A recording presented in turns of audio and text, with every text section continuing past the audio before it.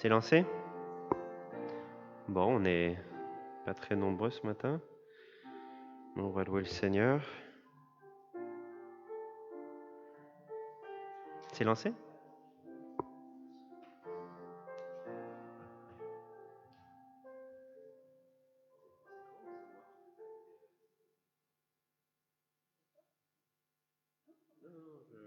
Oui, vérifier.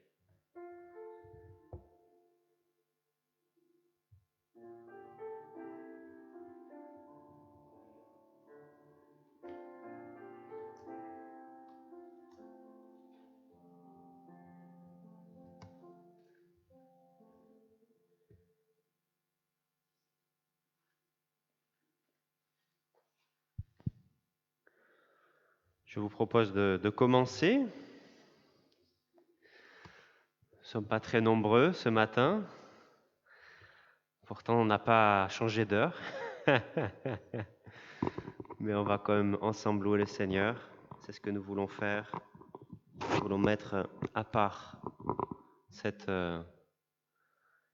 journée pour le Seigneur, ce temps pour le Seigneur. C'est ce que nous voulons faire. Nous voulons mettre à part ce temps. Je vous invite à prier. Seigneur, merci parce que tu es un Dieu bon, un Dieu merveilleux. Nous voulons te louer, te célébrer, Seigneur, pour tout ce que tu es, tout ce que tu as fait en Jésus-Christ. Seigneur, nous voulons mettre ce jour à part pour toi. Sois loué et célébré à jamais. Dans le nom de ton Fils Jésus-Christ. Amen. Oui, si on est là aujourd'hui, c'est parce que on dit en définitive, en venant aujourd'hui, ce matin, au culte, c'est qu'on a besoin de plus que ce qu'on a pu vivre, voir pendant toute la semaine. On a besoin du Seigneur Jésus-Christ. Qu'on est fait pour autre chose, on est fait pour Jésus-Christ, pour Dieu. C'est ce que David dit dans le psaume 52, versets 10 et 11. Mais moi, je suis toujours comme un olivier verdoyant dans la maison de Dieu. Je compte sur l'amour de Dieu à toujours, à jamais. Je te célébrerai toujours pour ce que tu as fait. Je veux m'attendre à toi, car ta bonté se manifeste à tes fidèles. Oui, c'est ce que nous voulons chanter, c'est ce que nous voulons vivre ce matin. Et je vous invite à commencer dans cette dynamique de louange, d'adoration, en chantant le premier cantique, « Ouvre les yeux de mon cœur ». J'invite à vous lever pour chanter.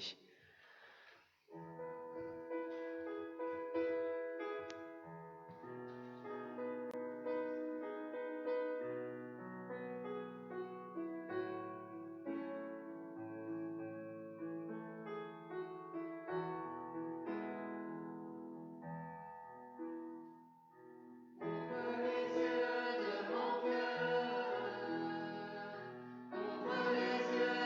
mon cœur, je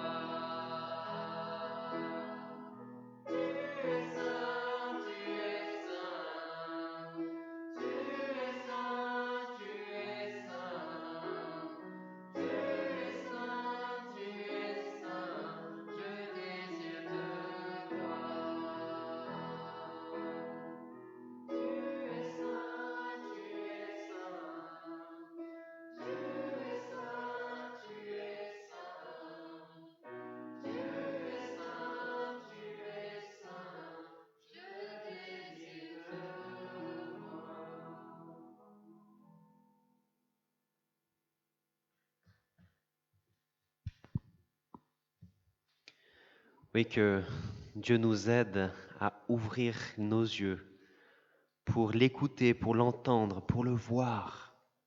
Oui, ouvrons les yeux de notre cœur. Je vous invite de nouveau à prier. Seigneur, sois loué, célébré, Seigneur, parce que tu es saint, tu es grand, tu es merveilleux. Nous désirons ce matin être à ton écoute. Nous désirons ce matin t'entendre, t'écouter et t'adorer, te louer. Béni sois-tu pour tout ce que tu es et tout ce que tu as fait dans notre vie. Seigneur, que ce culte soit à ta gloire, que ce culte, Seigneur, te rende gloire, c'est ce que nous désirons premièrement. Sois béni et célébré à jamais, dans le nom de ton Fils Jésus-Christ. Amen. Je vous invite à vous asseoir si vous le désirez. Je vais maintenant lire dans le livre d'Agée, le prophète Agée. C'est un prophète au temps où le peuple d'Israël est revenu d'Exode, de l'exil, excusez-moi, pour la première fois. Le peuple était très préoccupé en définitive par le fait de construire sa maison, de acquérir beaucoup de richesses à travers de grandes récoltes. Mais il n'avait pas le temps pour construire le temple de Jérusalem. Voici ce que dit le prophète Agée au chapitre 1, versets 7 à 11. Voici ce que déclare le Seigneur des armées célestes. Réfléchissez donc bien à ce qui vous arrive. Allez à la montagne, rapportez-en du bois, bâtissez le temple, j'y trouverai plaisir, j'y serai glorifié, déclare l'Éternel. Vous comptiez sur beaucoup, mais vous avez obtenu peu.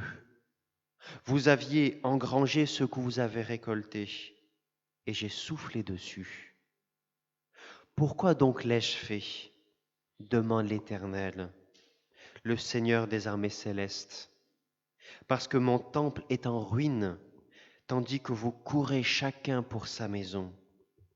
Voilà pourquoi le ciel a retenu la pluie, voilà pourquoi la terre a refusé ses fruits. C'est à cause de vous.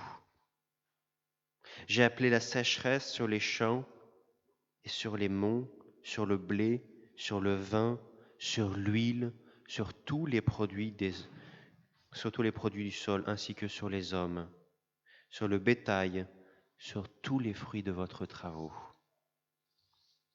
À la suite de ce discours d'Agée, alors que le peuple était occupé sans cesse à lui-même, à ses propres intérêts, il s'est pris de zèle par la grâce de Dieu et ils ont construit le temple.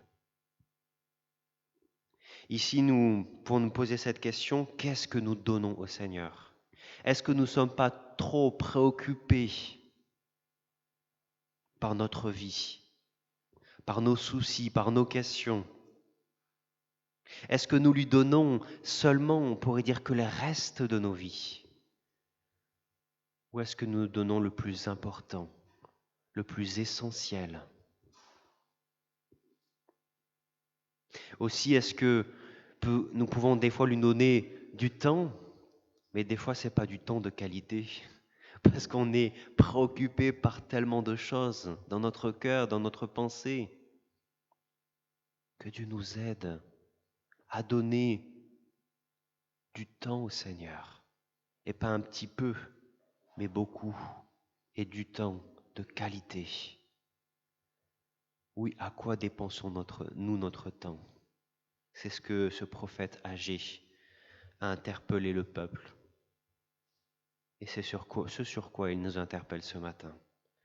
Je vous invite à prier.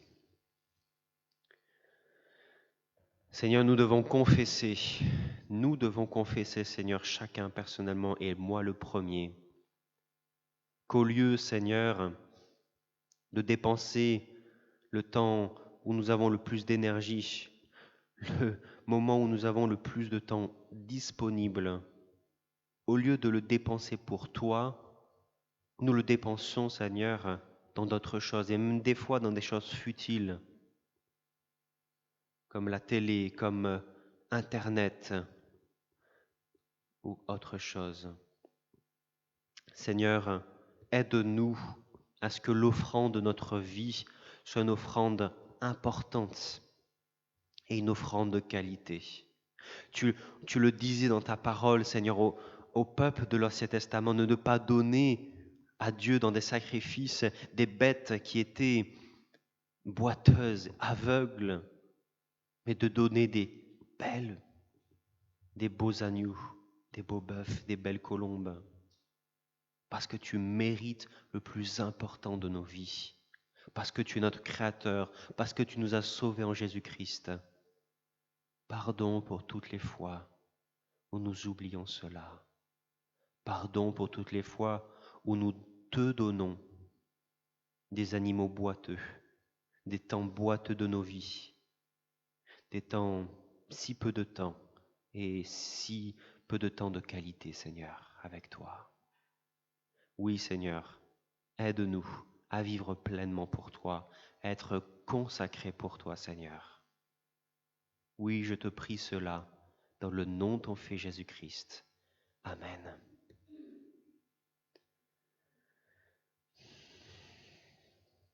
Je vous invite à chanter « Pardon, Seigneur, pardon ». Je vous invite à vous lever pour cela.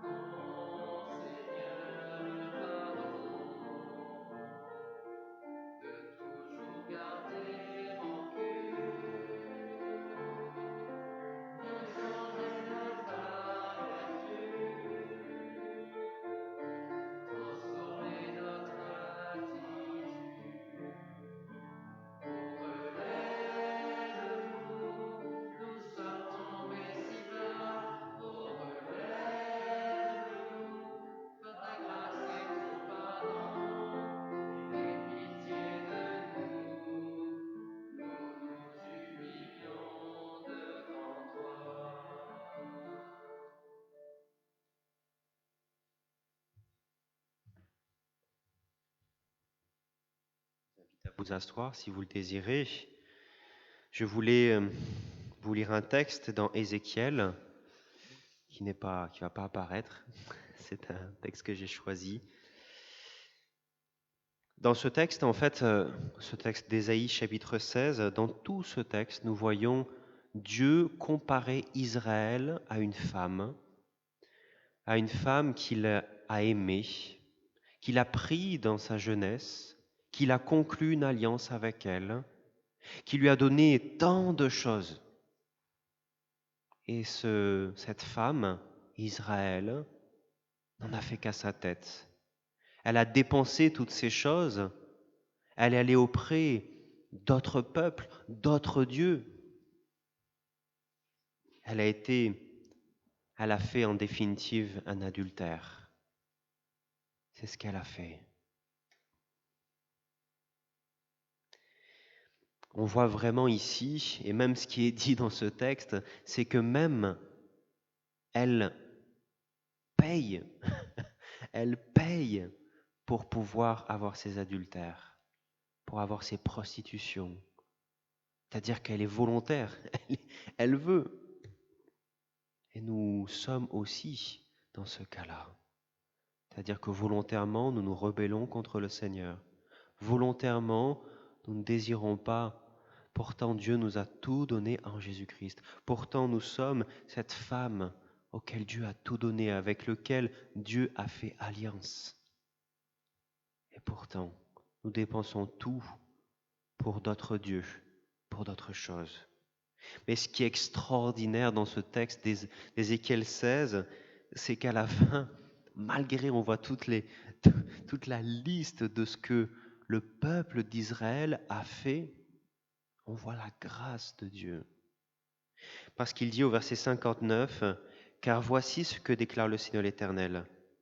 J'agirai envers toi comme tu as toi-même agi. Tu as fait peu de cas du serment et tu as violé l'alliance. Cependant, moi, je me souviendrai de l'alliance que j'ai conclue avec toi au temps de ta jeunesse, et j'établirai avec toi une alliance éternelle. De ton côté, tu te souviendras de ta conduite, tu en auras honte quand tu accueilleras auprès de toi tes sœurs aînées cadettes. Je te les donnerai pour filles, sans que cela soit inscrit dans mon alliance avec toi. Et j'établirai mon alliance avec toi, et tu reconnaîtras que je suis l'Éternel. Alors tu te souviendras de ta conduite passée, et tu seras saisi de honte, tu seras si confuse que tu n'oseras plus ouvrir la bouche lorsque je te pardonnerai tout ce que tu as fait. Le Seigneur l'Éternel le déclare. Quelle merveille, quel extraordinaire. Nous voyons vraiment ici quel Dieu nous avons. Un Dieu alors qu'on fait le pire des choses, les pires des choses, malgré cela, Dieu y pardonne. Ça me fait penser à cette histoire du fils prodigue qu'on a lu cette semaine en études bibliques. Il a fait la pire des choses, on l'a vu cette semaine, ce fils prodigue. Pourtant, il a accueilli bras ouverts. Christ, ce matin, nous accueille les bras ouverts. Si nous revenons à lui, si nous nous repentons, il nous ouvre les bras grands ouverts, que nous puissions saisir cette opportunité de revenir au Seigneur, de demander pardon pour toutes les fois où nous sommes allés auprès d'autres idoles, que nous puissions revenir auprès de Dieu, que nous puissions nous laisser prendre dans les bras de notre Père. Je vous invite à prier. Seigneur, merci parce que oui, tu es un Dieu bon, si grandiose, si merveilleux. Tu vois, nous sommes comme ces Israélites, nous ne sommes pas meilleurs qu'eux. Nous avons violé ton alliance. Nous avons, Seigneur, désobéi à toi. Nous sommes allés vers plein d'autres dieux, Seigneur. Nous sommes même volontaires pour cela. Mais tu es venu en Jésus-Christ. Alors que nous étions pécheurs, séparés de toi, que nous adorions d'autres dieux, tu es venu dans ce monde. Tu es mort à la croix, ressuscité pour nous donner la vie éternelle. Quelle grâce! Tu veux faire aujourd'hui alliance à nouveau avec nous. Tu veux renouveler avec nous de nouveau l'alliance.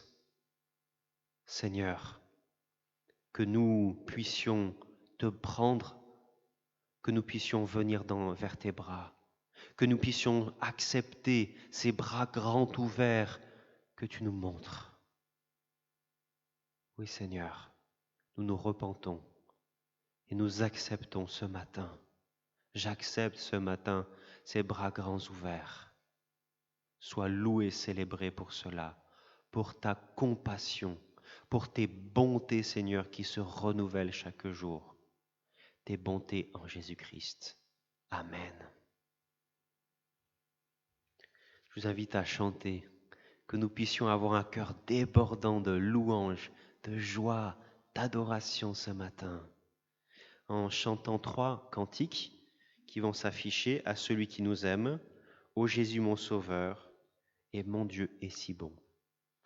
Je vous invite à vous lever pour dire Seigneur, oui, je suis heureux de cette grâce, heureux de ce pardon. Et sentez-vous libre de prier entre ces chants, de dire à Dieu votre reconnaissance, votre joie.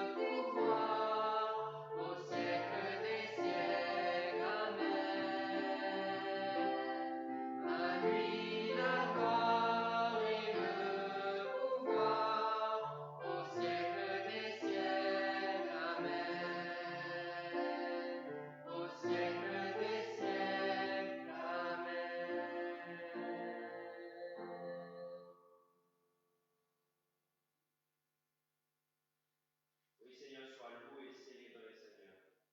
Parce que, Seigneur, alors que nous étions pécheurs, nous étions loin de toi, que nous, oui, qu'au lieu de t'adorer, toi, le Dieu éternel, le grand, le seul Dieu, Seigneur, nous adorions les idoles, nous adorions d'autres choses, Seigneur.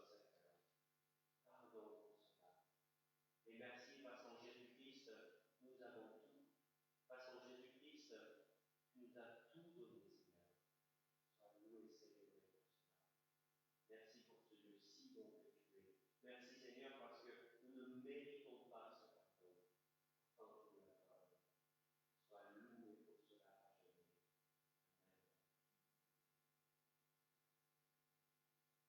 Et Seigneur, merci parce que tu es venu à notre rencontre. C'est toi qui nous délivres du péché, du mal. Merci Seigneur pour ton esprit que tu nous donnes. Et pardonne encore parce que nous ne te laissons pas tout seul. Mais merci du Seigneur qui vient de qui nous le dit, qui nous le redit de tant de manière. Et nous voulons te dire tout notre amour quand même, malgré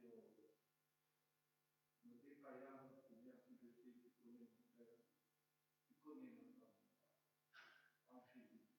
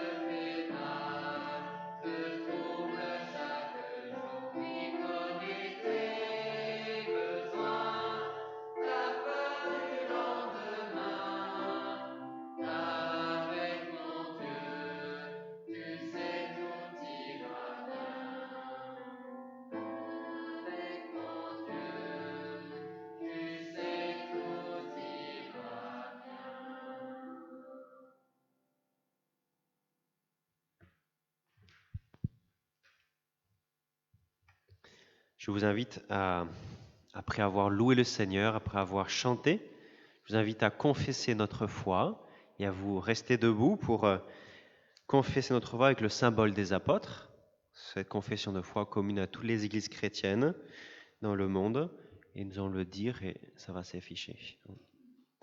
Je crois en Dieu, le Père Tout-Puissant, Créateur du ciel et de la terre. Je crois en Jésus-Christ, son Fils unique, notre Seigneur, qui a été conçu du Saint-Esprit et qui est né de la Vierge Marie. Il a souffert sous Ponce Pilate, il a été crucifié, il est mort, il est enseveli, il est descendu aux enfers. Le troisième jour, ressuscité des morts, il est monté au ciel, où il siège à la droite de Dieu, le Père Tout-Puissant. Il viendra de là pour juger les vivants et les morts. Je crois en l'Esprit Saint, je crois à la Sainte Église universelle, à la communion des saints, à la rémission des péchés. Je crois à la Sainte Église de la chair et à la vie éternelle. Amen. Je vous invite à rester debout pour chanter « Nul n'est comme toi ».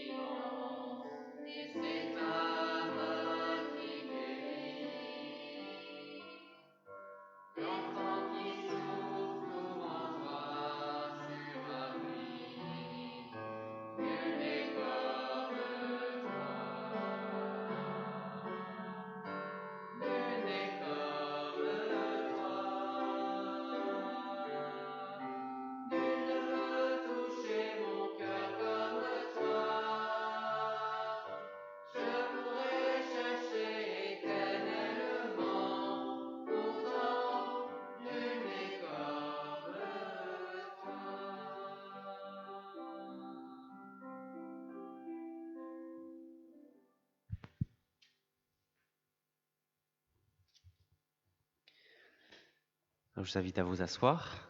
C'est maintenant le temps où nous voulons, après avoir donné de notre temps, donné nos voix, de nos prières, de nos paroles, de notre énergie, nous voulons donner aussi une part de nos biens pour le Seigneur.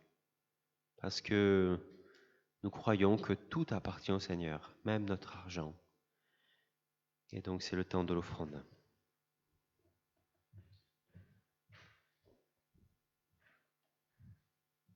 Est-ce que Paul, tu peux? Merci.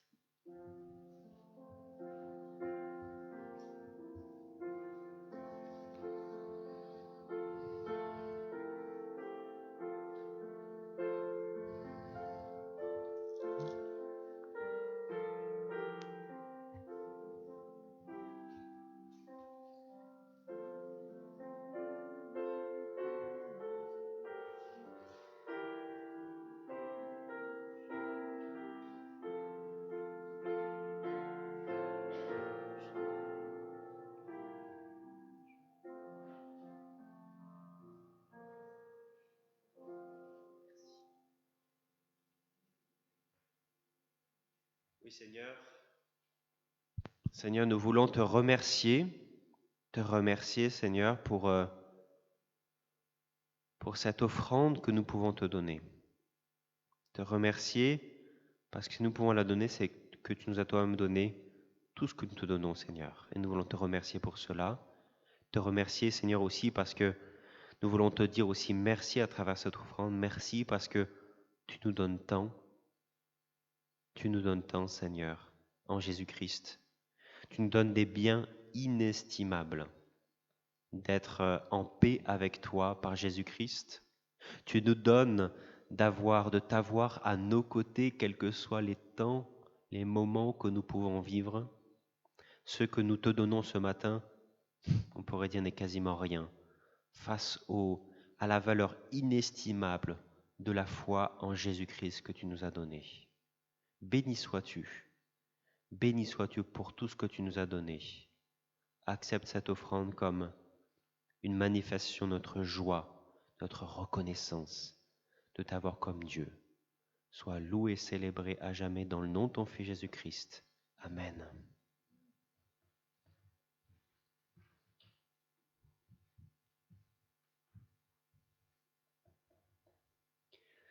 C'est maintenant le temps de la prédication. Il n'y a pas les enfants. Il n'y a aucun enfant cette fois-ci. Mais dimanche prochain, il y en aura. On espère que la famille notamment de Stéphanie et Jean-Claude sera là. Elle sera sortie de confinement. Alors ce matin, le texte que j'ai choisi pour ma prédication se trouve dans le livre des psaumes. Nous continuons notre série de prédications sur qui est Dieu. Nous allons la finir parce que les 2 prochains dimanches, c'est pas moi qui fera la prédication, mais le psaume, ce matin, je vais prêcher sur le psaume 33, versets 1 à 22, enfin tout le psaume. Donc, je vous invite à l'écouter. Et miracle de la technologie, vous pouvez aussi le lire en même temps sur l'écran. Vous tous qui êtes justes, acclamez l'Éternel, car il convient aux hommes droits de le louer. Célébrez l'Éternel avec la lyre et louez-le sur le luth à 10 cordes. Chantez en son honneur un cantique nouveau. Jouez de tout votre art afin de l'acclamer. Car la parole de l'Éternel est droite, toute son œuvre est sûre. Dieu aime la justice et la droiture. L'amour de l'Éternel remplit la terre. L'Éternel a parlé, les cieux ont été faits par la parole de l'Éternel, et toute l'armée des étoiles est née du souffle de sa bouche. Les eaux des mers, il les amasse, il les endigue, et il tient l'océan comme en un réservoir. Que l'univers entier révère l'Éternel, qu'il tremble devant lui les habitants du monde. Car lorsqu'il a parlé, cela s'est fait. Lorsqu'il a commandé, cela est apparu. L'Éternel fait échec au dessein des nations. Il réduit à néant ce que les peuples projetaient. Les plans de l'Éternel demeurent pour toujours. Ses projets subsistent d'âge en âge. Heureuse la nation dont l'Éternel est Dieu et le peuple qu'il a choisi pour qu'il lui appartienne. Du haut du ciel, l'Éternel regarde la terre, il voit tous les humains. De son trône, il observe tous les habitants de la terre. Il a formé leur cœur à tous. Il reste attentif à chacun de leurs actes. Le roi n'est pas sauvé par une armée nombreuse. La force ne saurait délivrer le guerrier. Pour avoir la victoire, le secours du cheval est illusoire, et toute sa vigueur ne suffit pas pour échapper. Mais l'Éternel prend soin de ceux qui le révèrent, comptant sur son amour, pour les délivrer de la mort et les préserver leur vie. au jour de la famine. Oui, nous comptons sur l'Éternel. Il est notre secours et notre bouclier. En lui, nos cœurs trouvent leur joie et notre confiance, nous la plaçons dans le Dieu saint. Accorde-nous ta grâce, ô Éternel, car nous comptons sur toi. Amen. Je vous invite à la prière.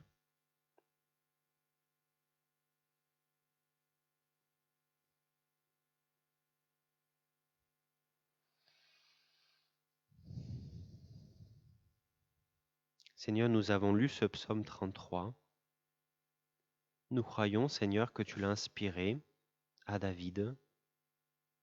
Nous croyons, Seigneur, que ces choses ne sont pas arrivées jusqu'à nous comme par hasard, mais c'est toi qui l'as désiré, pour que ce matin, Seigneur, nous puissions l'écouter, que nous puissions être attentifs et que nous puissions la mettre en pratique, ce psaume 33. Seigneur, bénis, Seigneur, ce matin. Bénis cette méditation de ta parole. Nous avons besoin de toi. Tu sais, nos cœurs peuvent s'affiler si facilement, penser à autre chose. Nos cœurs aussi peuvent être si facilement attachés à autre chose où on peut des fois ne pas comprendre. On peut des fois être pas attentif. Mais que ton Saint-Esprit, lui-même qui a inspiré les écrivains bibliques, que ton Saint-Esprit nous inspire ce matin. Que ton Saint-Esprit nous parle à chacun. Nous sommes chacun avec des problématiques, des questions qui sont là, qui occupent nos cœurs. Que ton Saint-Esprit, Seigneur, nous parle à chacun selon les besoins de nos cœurs, selon ce que nous avons besoin pour avancer avec toi. Bénis ce matin, bénis cette prédication, qu'elle soit à ta gloire. Amen.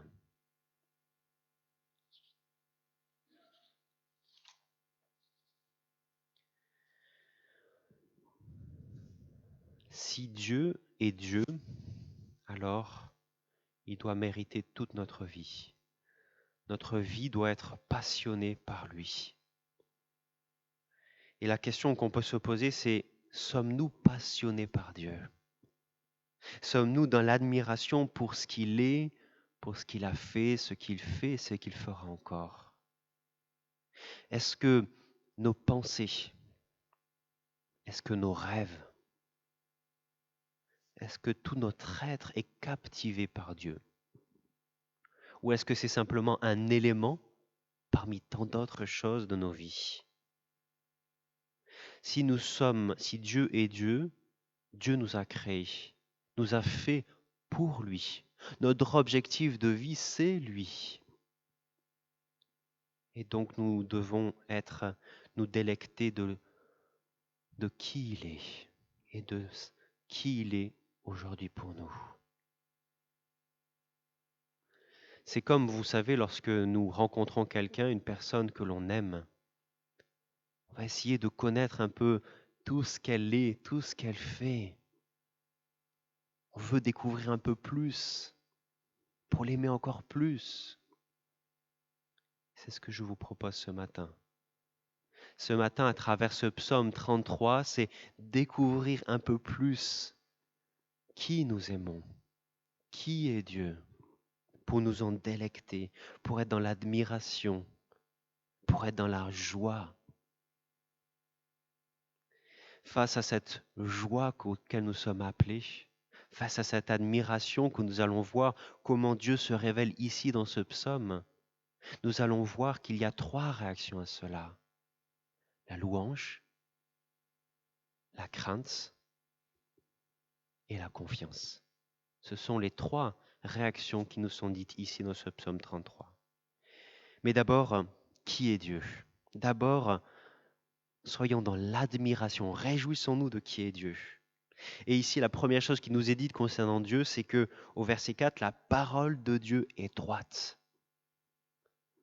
Je ne sais pas pour vous, mais pour moi, en tout cas, mes paroles, des fois, peuvent être hypocrites. Mes paroles, on peut dire des choses flatteuses pour s'attirer les faveurs des autres. Mais ici, la parole de Dieu est conforme à toutes ses perfections, toutes les merveilles qu'il est et à toutes ses promesses qu'il a dites.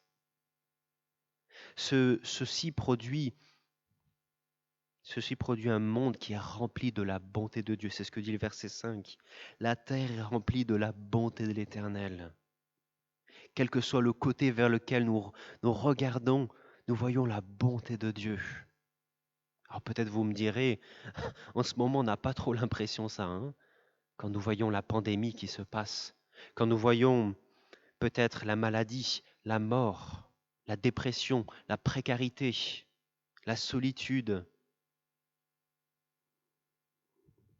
Mais nous sommes appelés à regarder un peu plus loin. Malgré les effets du péché de l'homme dans la création, nous voyons tant de bonté de Dieu. Ne serait-ce que ce que nous soyons ici ce matin, tous ensemble, sur vos bancs. C'est une bonté de Dieu. Mais aussi tellement de bonté que nous voyons à travers toute la création. Dieu nous a tellement donné tellement de choses pour que nous puissions vivre aujourd'hui. Dieu a donné aussi à l'homme une intelligence qui nous permet aujourd'hui de pouvoir contrecarrer cette pandémie que nous voyons. Nous voyons tellement de bonté de Dieu. Et si chaque matin vous essayez dans votre lit de regarder les bontés de Dieu, je pense qu'il y en a 10 que que vous pouvez nommer. Tellement il y en a. La terre est remplie de la bonté de l'Éternel, que nous soyons dans l'admiration devant les bontés de l'Éternel. Soyons encore dans la joie parce que ce Dieu que nous avons est un Dieu tout-puissant. Verset 6, il est dit, l'Éternel a parlé, les cieux ont été faits par la parole éternelle, et toute l'armée des étoiles est née du souffle de sa bouche. Verset 7, les eaux de la mer, il les amasse, il les endigue, il les tient, l'océan comme un réservoir. Et au verset 9, car lorsqu'il a parlé, cela s'est fait. Lorsqu'il a commandé, cela est apparu. Nous voyons encore ici une merveille de qui est Dieu. Dieu est tout-puissant. Dieu est le Dieu qui nous a créés, chacun d'entre nous, comme nous sommes. Il a créé toutes choses que nous voyons. Et là ici, ce qui est marquant, c'est qu'il dit que la création, ce que nous voyons a été créé par la parole. Et quand nous lisons ce texte, forcément, quand on dit que la création a été créée par la parole, nous ne pouvons pas ne pas penser à ce texte de l'évangile de Jean, au chapitre 1, qui dit cela, qui dit « Au commencement était celui qui est la parole de Dieu. Il était avec Dieu. Il était lui-même Dieu. » Là, il parle de Jésus. Au commencement, il était avec Dieu. Tout a été créé par lui. Et rien de ce qui a été créé n'a été créé sans lui. Pour Dieu, il suffit d'une volonté.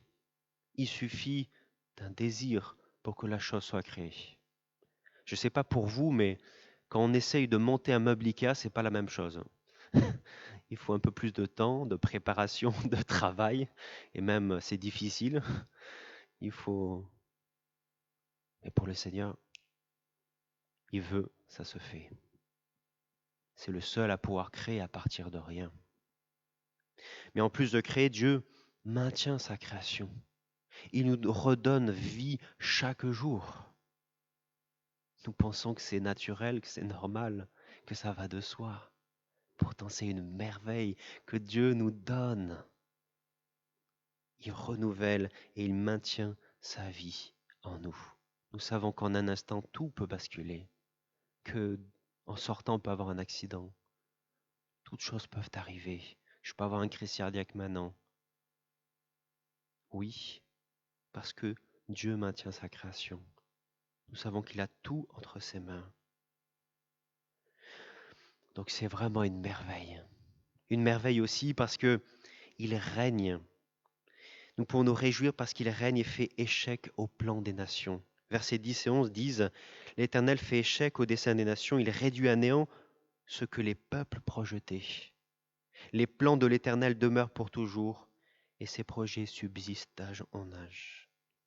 Oui, nous croyons que Dieu gouverne toutes choses, toute l'histoire. Et un exemple particulier, c'est ce qui s'est passé pour Jésus-Christ. Jésus-Christ, qu'est-ce qui s'est passé? Ponce Pilate et Hérode, pour la première fois, se sont entendus pour tuer Jésus. On voit que Dieu a utilisé la rébellion de ces hommes, a utilisé ces mauvais plans de ces hommes pour pouvoir accomplir son plan pour nous sauver de nos péchés. Oui, par cela par Jésus-Christ, nous avons cette vie éternelle, par le moyen de la foi et de la repentance. Oui, les plans de Dieu ne peuvent pas être déjoués par les nations, même s'ils essayent, ils ne le peuvent pas. Cela doit être un grand motif de joie. Nous sommes dans ses plans. Nous savons que rien ne pourra aller contre ses plans. Nous pouvons donc, face aux difficultés de la vie, face à la pandémie, face aux guerres, face aux complots, face à toutes choses, être dans la paix. Car nous savons que Dieu règne sur les circonstances. Admirons ce Dieu que nous avons, cette gloire, cette magnificence qu'il y a en Dieu. Dieu règne. Rien ne peut faire échec à ses plans qui durent d'âge en âge. Alors face à ce Dieu que je vous ai décrit, nous allons voir maintenant les 3 conséquences pour nos vies. Les 3 conséquences que nous devons vivre jour après jour. Et la première, c'est la louange. C'est la louange ici. C'est ce que nous voyons au verset 1 à 3. Vous tous qui êtes justes, acclamez l'Éternel, car il convient aux hommes droits de le louer. Célébrez l'Éternel avec la lyre et louez-le sur le luth à 10 cordes. Chantez en son honneur un cantique nouveau. Jouez de tout votre art afin de l'acclamer. Oui, c'est parce qu'on est juste que nous pouvons acclamer justement Dieu. Oui, seuls ceux qui croient en Dieu auquel Dieu s'est révélé peuvent vraiment louer le Seigneur. Tant que nous n'avons pas accepté le pardon offert en Jésus-Christ, notre vision de Dieu est comme confuse. C'est pour cela que des hommes adorent d'autres dieux. Le seul chemin au Père, c'est Jésus-Christ. C'est le seul chemin qui nous permet d'avoir cette relation rétablie avec Dieu le Père par la foi et la repentance. Sinon, nous sommes comme aveugles. Par Jésus et la justice que nous recevons, nous pouvons adorer le vrai Dieu. Jean Calvin, le réformateur du XVIe siècle, dit cela. Seuls les fidèles peuvent louer Dieu d'une manière qui lui soit agréable. Et ils doivent le faire puisque Dieu leur donne, par ses bienfaits continuels, sujet de le célébrer. Il serait honteux, il serait honteux de garder silence. Oui, toute notre vie doit être à la gloire de Dieu, parce que Dieu s'est révélé à nous, Dieu nous a montré qui il est en Jésus-Christ. Et à cause de cela, nous ne pouvons que le louer, que le célébrer, que le magnifier. Et on voit qu'il parle ici d'un cantique nouveau, parce que notre louange n'est pas appelée à être toujours la même. Mais nous allons chaque jour découvrir un peu plus qui est Dieu, une nouvelle facette de qui est Dieu. Et donc un cantique nouveau va sortir de nos bouches. C'est pourquoi saint Augustin, un théologien du début de l'Église chrétienne, dit « Personne ne peut apprendre un cantique nouveau si ce n'est celui qui est renouvelé par la grâce. » Que Dieu, oui, renouvelle notre louange. Que Dieu nous aide à avoir une nouvelle louange ce matin. Et aujourd'hui, et demain, et après-demain. Que Dieu nous aide à avoir une nouvelle louange sur nos bouches. Parce qu'il faut bien le reconnaître, nos vies sont bien souvent centrées sur nous. Et la meilleure des façons pour être centré sur le Seigneur, comme on le disait dans la première partie du culte, c'est celle de louer le Seigneur. C'est celle de reconnaître qui il est, sa justice, son amour. le fait qu'il règne, qu'il est tout-puissant. C'est en disant cela, en le louant pour cela, que nous arrêterons d'être centrés sur nous et que nous pourrons avoir une vie qui le glorifie. Deuxième chose que nous devons vivre chaque jour, c'est la crainte. Versets 8 et 9 est très intéressant pour cela. Il dit que tout l'univers entier révère l'Éternel, qu'il tremble devant lui les habitants du monde. Car lorsqu'il a parlé, cela s'est fait. Lorsqu'il a commandé, cela est apparu. Le quart vraiment du verset 9 est important. Cela nous montre que face à tout ce que Dieu est, on doit être dans la crainte de Dieu. On doit le révérer. Et je dirais que nous devons discerner deux types de craintes. Il y a d'abord la crainte de Dieu parce qu'il est saint, parce qu'il est tout autre, parce qu'il est bien plus grand que nous. Et c'est ce que nous voyons à travers l'histoire de la Bible. Nous voyons lorsque Dieu se révèle à son peuple, le peuple il est dans la crainte.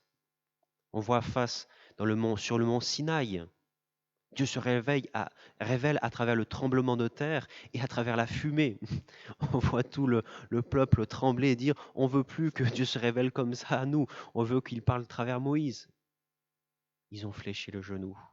Il nous est dit qu'à la fin du temps, lorsque Christ reviendra, tout genou fléchira devant Jésus-Christ, devant Dieu. Il est dit cela. Et chaque fois que nous voyons que Dieu se révèle, les genoux fléchissent. Mais cette crainte ne veut pas dire salut. C'est simplement reconnaître qui est Dieu, la grandeur de Dieu. Parce que face à Dieu, face à ce Dieu grand qui nous dépasse complètement, que pourrions-nous faire que de plier le genou? C'est automatique, c'est sûr, c'est obligé. Ici, cette première crainte donc, est une crainte qui est plutôt de la peur face à l'inconnu, face à une personne qui nous dépasse complètement. Parce qu'il est droit, juste, créateur, il fait tout ce qu'il veut. Et face à cela, on peut être que dans la crainte. Cette crainte qui nous fait trembler. Je dirais que c'est un peu comme la même crainte, vous savez, peut-être ça vous est déjà arrivé, qu'il y a un enfant votre fils, votre fille, alors que tout le monde est couché, et que votre fils, votre fille vient vers vous, alors que vous êtes peut-être sur le canapé ou dans votre lit, et qui vient vous dire, papa ou maman, c'est tout noir, il fait tout noir, j'ai peur. C'est un peu pareil avec là, ici, c'est la même chose. C'est-à-dire que face à ce Dieu grand qui nous dépasse, même qui est presque inconnu, on pourrait dire, à part ce qu'il nous est dit dans la parole, eh bien on a peur. C'est la réaction. Mais cette crainte que nous sommes appelés, qu'il y a face à Dieu, nous sommes aussi, elle change. Elle change par notre foi en Jésus-Christ. Nous allons passer d'un état différent à une crainte différente. Vous savez, c'est un peu comme face aux policiers. Normalement, il y a une crainte. Bon, aujourd'hui, il n'y en a plus trop, hein mais il y a une crainte normalement. Et ça dépend de notre positionnement, ça dépend comment on est face à la police, comment on se situe. Si nous sommes des personnes qui avons fait le mal, on va craindre les policiers différemment que si on n'a pas fait de mal. Si on n'a pas fait de mal, on va craindre, respecter la police. Dire, bon, vous êtes là, ceux qui avaient la force publique. Mais par contre, ceux qui ont fait le mal vont le craindre d'une autre façon, parce qu'ils vont avoir peur qu'on les mette en prison. Et bien c'est là exactement ce qui se passe à travers Jésus-Christ. C'est-à-dire que sans Jésus-Christ, nous sommes comme des personnes qui ont peur de la police parce qu'on a fait quelque chose, parce qu'on mérite la condamnation à cause de notre péché. On tremble, comme le peuple était au Sinaï. Mais si nous n'avons plus de condamnation que nous méritons à cause de notre péché, alors nous n'avons plus cette crainte qui nous fait trembler. Nous avons ce respect, reconnaissons que Dieu est Dieu parce que nous connaissons ce Dieu qui s'est révélé en Jésus-Christ. Oui, la crainte de Dieu, c'est reconnaître qui est Dieu, sa toute-puissance, sa bonté. son omniscience, son omniprésence, sa sainteté, et agir en conséquence de cela. Et tout cela, nous pouvons vraiment le comprendre que par Jésus-Christ. Nous pouvons vraiment avoir cette crainte que par Jésus-Christ.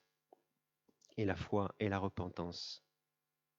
Oui, notre crainte d'enfant de Dieu, ce n'est pas une crainte de terreur, comme l'avait le peuple d'Israël face à Dieu. Mais c'est plutôt une crainte qui reconnaît qui est Dieu, qui dit Dieu, tu es si grand, si merveilleux, nous voulons te louer. Et c'est ce que nous voyons au verset 13 à 15. Dieu du ciel est-il regarde la terre, il voit tous les humains. De son trône, il observe tous les habitants de la terre et il a formé leur cœur à tous. Il reste attentif à chacun de leurs actes. Oui, Dieu n'est pas indifférent. Dieu prend note des chemins de chaque homme, de ce qu'il y a dans son cœur. Il nous aime. Il prend soin de nous si nous le reconnaissons. Je dirais donc, pour conclure cette partie de la crainte, que sans Jésus-Christ, nous sommes comme, vous savez, sur une grande falaise et face à la mer. Une mer, vous savez, des fois, il y a cette mer qui est en furie, cette mer impressionnante, cette mer grande. Et si on doit la traverser, on se dit, oula, on a peur, on tremble. Mais par Jésus-Christ, nous sommes face à cela, bien sûr, face à ça, la grandeur de qui est Dieu. Nous avons Jésus-Christ pour nous permettre de traverser cette mer, pour nous permettre même d'admirer qui est Dieu en sécurité en Jésus-Christ. Nous sommes dans la paix, nous sommes tranquilles parce que nous avons Jésus-Christ. Nous connaissons donc Dieu, nous pouvons même admirer qui est Dieu, cette mer extraordinaire qu'est le Seigneur. Oui, nous sommes appelés ici à avoir cette crainte de respect de qui est Dieu et d'agir en conséquence de ce que nous savons de qui est Dieu. Je dirais que malheureusement, des fois, dans le milieu évangélique, on peut oublier cela. Dieu est tellement un Dieu ami, tellement Dieu est un Dieu qui est un frère, qui est mon pote, qu'alors on oublie en fait ce respect, qu'on oublie ce Dieu si grand, si merveilleux. Mais ce n'est pas parce que nous avons une relation spéciale avec Dieu par Jésus-Christ, que nous sommes enfants de Dieu et qu'il est notre Père, que nous ne lui devons pas du respect. Comme avec notre Père terrestre, nous lui aussi devons aussi du respect parce qu'il est notre Père. Enfin ici, la troisième chose que nous devons vivre jour après jour, c'est la confiance. La confiance en Dieu qui doit sortir de nos cœurs face à qui est Dieu. Parce que oui, comment pourrions-nous, comme il le dit ce texte, ce psaume, comment pourrions-nous nous confier dans le cheval, dans notre force, dans notre armée? Ici, on pourrait dire plutôt, ça serait, comment pourrions-nous nous confier dans nos outils technologiques? Comment pourrions-nous nous confier dans nos forces? Le seul en qui nous pouvons nous confier face à qui est Dieu, c'est Dieu lui-même. Parce que Dieu est grand, parce que Dieu est tout-puissant, parce que Dieu est merveilleux, extraordinaire, qui nous dépasse complètement. Face à tout ce que Dieu est, notre seule solution, c'est de se confier en lui. Oui, comptons sur lui. Attendons-nous à lui. Comptons sur sa bonté et sa grâce. Comptons sur lui pour l'avenir de notre communauté, pour notre avenir à chacun. N'essayons pas de penser que c'est nous qui y arriverons, mais c'est le Seigneur qui arrivera. Attachons-nous donc à lui, qui est notre seul espoir. Écoutons ce que Dieu veut nous dire à travers toutes les épreuves que nous pouvons vivre. Dieu dit, comme avec un mégaphone, « Regardez qui je suis. Craignez-moi, comptez sur ma bonté. » Réécoutons ce que dit la fin de ce psaume. Pour conclure, je vais vous lire donc la fin de ce psaume. « Mais l'Éternel prend soin de ceux qui le révèrent, comptant sur son amour pour les délivrer de la mort et préserver leur vie au jour de la famine. » Oui, nous comptons sur l'Éternel. Il est notre secours et notre bouclier. En lui, nos cœurs trouvent leur joie et notre confiance, nous la plaçons dans le Dieu saint. Accorde-nous ta grâce, ô Éternel, car nous comptons sur toi. Amen.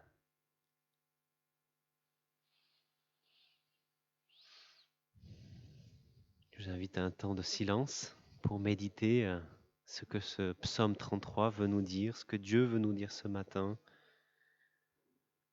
Et je vous inviterai à un temps de silence et je finirai ce temps de silence par ma prière.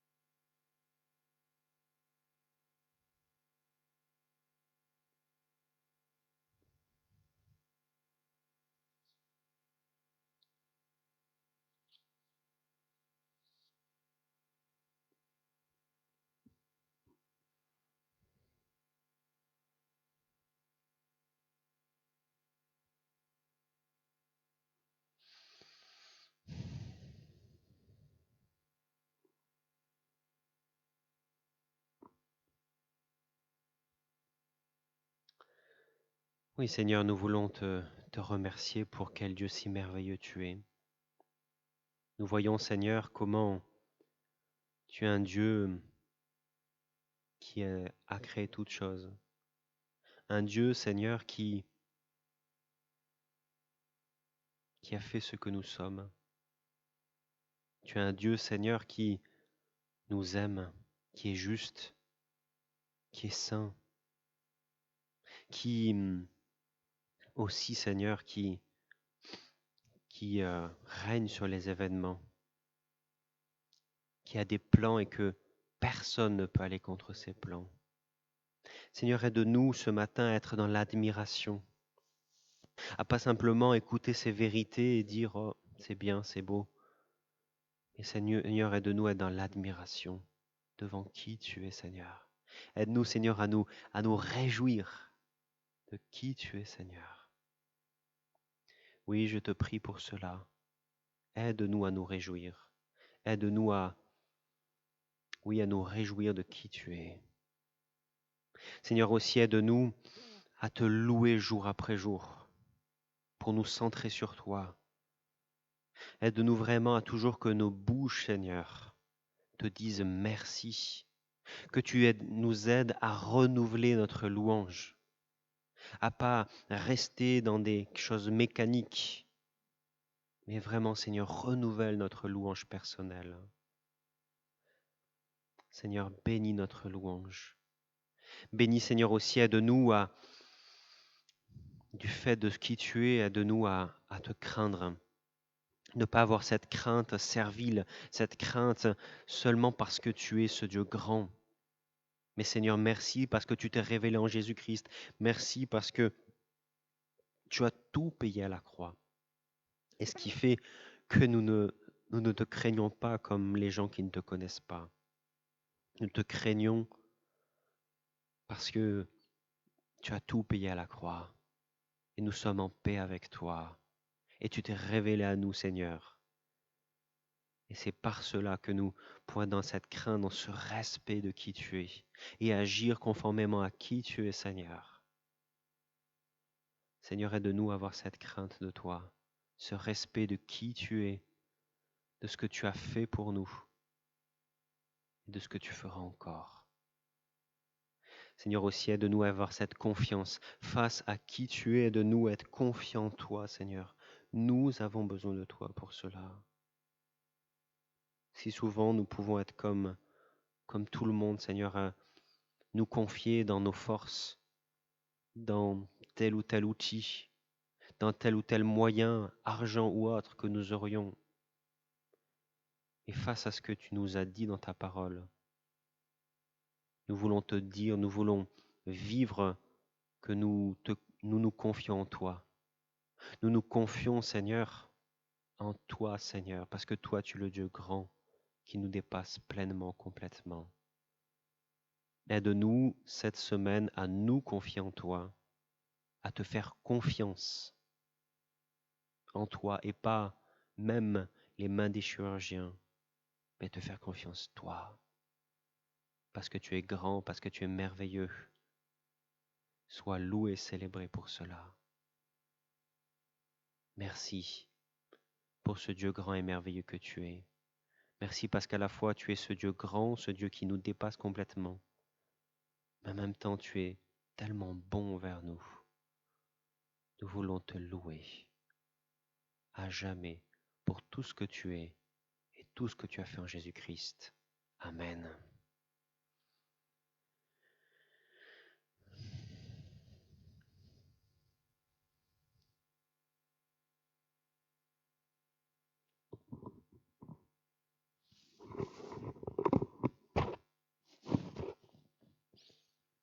Ça va être le moment maintenant du repas du Seigneur.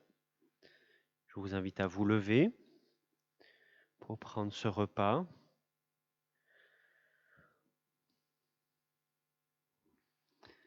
Nous voulons prendre ce repas du Seigneur, ce pain et ce vin.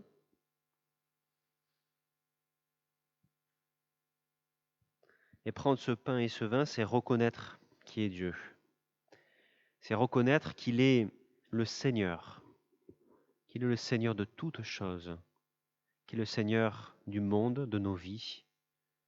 C'est reconnaître aussi que la terre est remplie de sa bonté.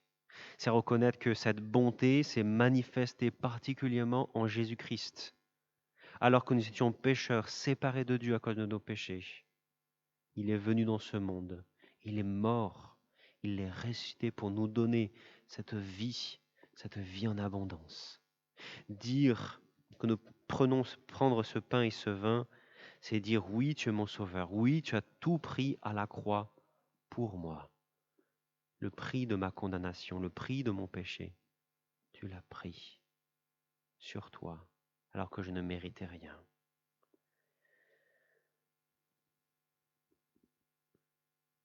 Je vous invite à la prière.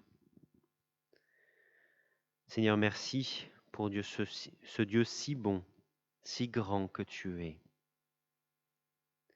Nous voulons te remercier pour ce sacrifice que tu as fait en Jésus-Christ. Tu t'es offert pour nous, par amour pour nous, pour que nous soyons de nouveau en relation avec toi. Quelle joie, quel bonheur, quelle merveille. Nous voulons te remercier. Nous voulons te remercier pour ce pain et ce vin qui sont la manifestation de ton amour, qui nous montrent, qui nous attestent, oui, que tu es bien mort et ressuscité pour nous donner la vie. Seigneur, aide-nous à ne pas prendre ce pain et ce vin simplement comme cela, mais vraiment à le prendre avec sérieux, en prenant conscience de ce que nous avons devant nous. Parce que tu dis dans ta parole que celui qui le prend sans discerner le pain et le vin se condamne lui-même. Seigneur, oui, que tu nous aides, Seigneur, ce matin, que tu nous bénisses ce matin, que par la foi nous prenions ce pain et ce vin, et que cela soit ta gloire. Amen.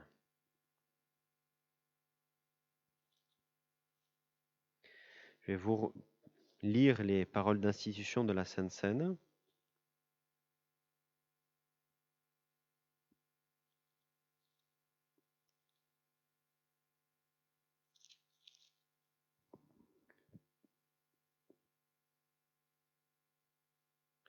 Le Seigneur Jésus, dans la nuit où il fut livré pour être mis à mort, prit du pain. Et après avoir prononcé la prière de reconnaissance, il le rompit en disant : « Ceci est mon corps, il est pour vous.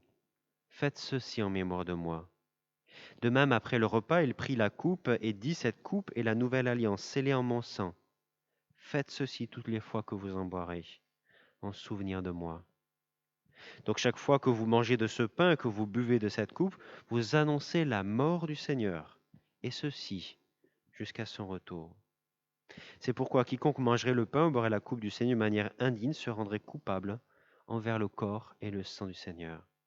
Que chacun donc s'examine sérieusement lui-même, et qu'alors il mange de ce pain et boive de cette coupe. Car celui qui mange et boit sans discerner ce qu'est le corps se condamne lui-même en mangeant et en buvant ainsi.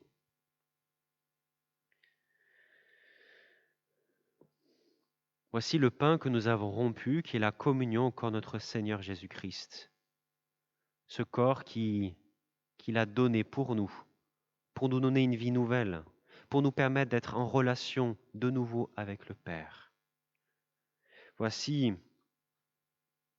ces coupes qui sont une coupe de bénédiction pour laquelle nous rendons grâce, qui est la communion au sein de notre Seigneur Jésus-Christ, qui a coulé pour nous à la croix. Je vais distribuer les éléments. Donc au centre, il y a du vin dans les petits gobelets et autour, c'est du jus de raisin.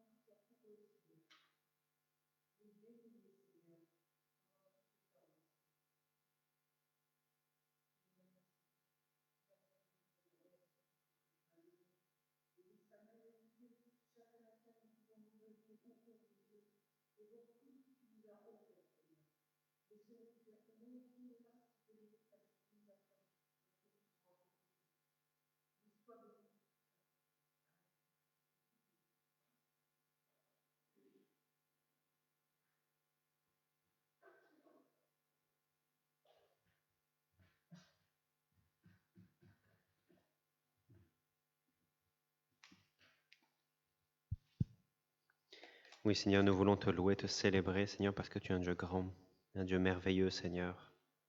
Quand nous voyons ce Dieu si grand que tu es, pourtant tu t'es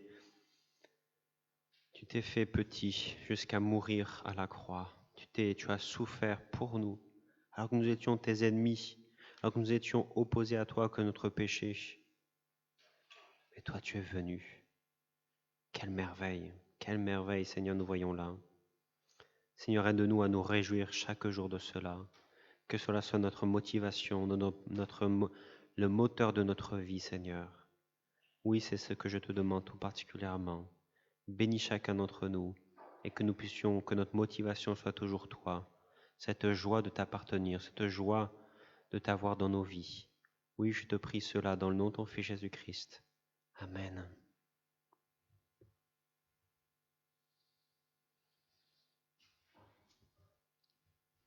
Reste avec nous. Je vous invite à vous asseoir. Nous allons avoir le temps de la fin du culte, avec le temps d'intercession, les uns pour les autres.